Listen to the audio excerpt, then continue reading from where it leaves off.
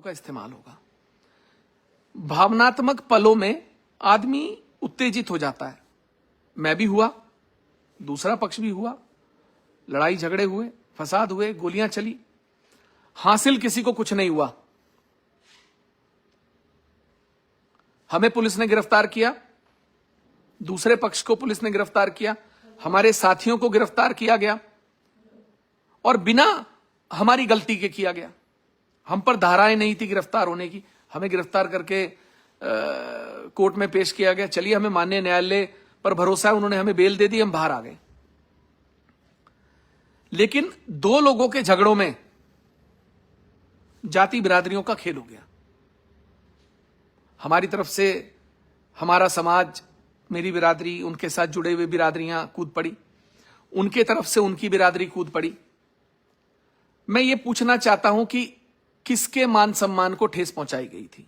किसी को नहीं।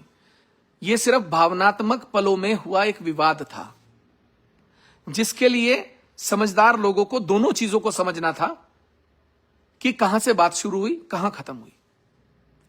लेकिन उसको बिरादरीवाद की इतनी हवा दे दी गई, इतनी हवा दे दी गई, पूर्व, पश्चिम, उत्तर, दक्षिण, सब जगहों तक पूरे देश में 4 दिन से 26 तारीख से आज तक कोई मामला नहीं है।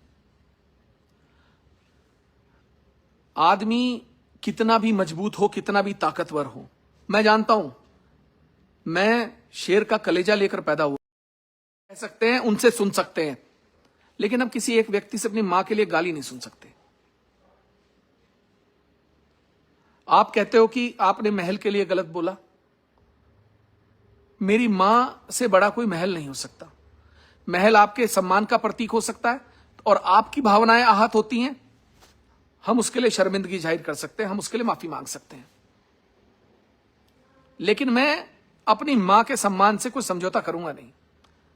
आपने सबने लाइव देखा, इमोशनल होना, हम लोहे के नहीं बने हुए, हम ऊपर से उतर करना है, एलियन नहीं है हम। मैं अपने जीवन में,